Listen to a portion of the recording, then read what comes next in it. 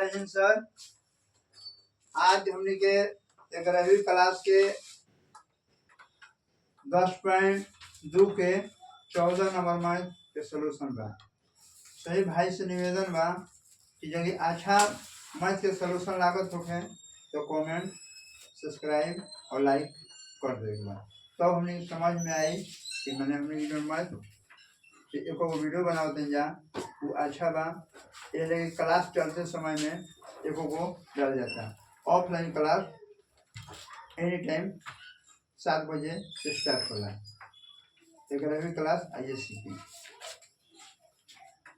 तो हमने के 14 नंबर क्वेश्चन कहता कि बिंदु 0,2 से जाने वाली घन एक अक्ष से 2π/3 का कोण बनाती हैं। तो रेखा समीकरण ज्ञात करें। रेखा समीकरण ज्ञात करें और इनके समांतर और y अक्ष को मूल बिंदु से 2 इकाई नीचे की दूरी पर प्रच्छेद करती हैं। तो रेखा यानी समीकरण क्या होगा? तो सबसे पहले हमने के अक्ष जब पढ़ी तो हमने कार्तिक तल तो पढ़ जा। कार्तिक तल के बाद में y हो जाए, x हो जाए, x डैश हो जाए, y डैश हो जाए। एक बाद कहा था कि 2π। तो 2π एक अक्ष पर 2π का मतलब 2π। तो 2 यानी पाई के माने 180/3। तो 360/3 120 डिग्री कोण बन जाए। तो जब 120 डिग्री मैंने हेजा जो कोण बने हमने के 2π/3 यानी 120 डिग्री कोण बन जाए। लेकिन हेजा P बा, P पर कहता कोई बिंदु P बा जो 0,2 बा। अगला मान लगे 1 समान ले आई।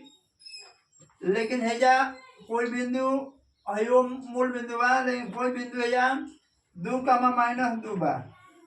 पहले नीचे कहता है y अक्ष पर मूल बिंदु से 2 इकाई नीचे हो गया। नीचे का मतलब माइनस होगी।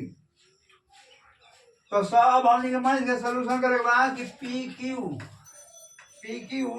का ढाल बराबर होला tan थीटा।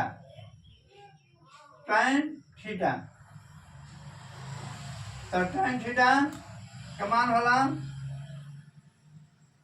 तो 2 गुना 180/3 यानी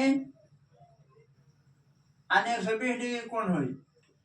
यानी tan 120 का मान होला हमने कितना √-√3 होला।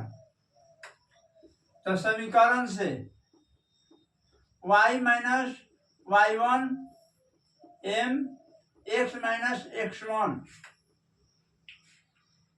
तब अपनी के मान निकाल जाए। x1 बराबर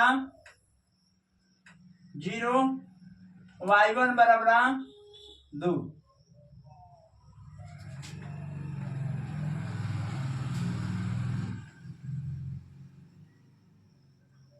और मान बैठा दिए y - 2, m के मान आ गया -3,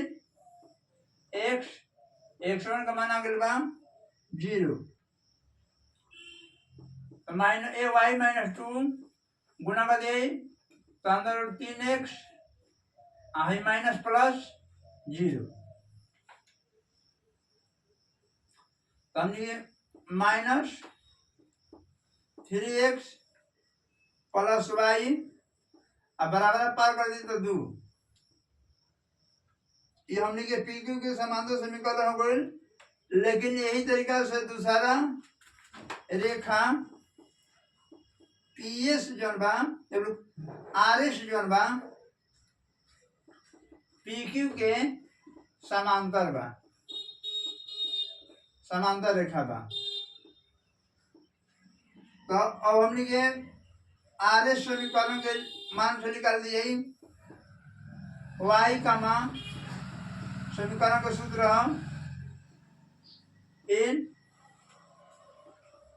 x1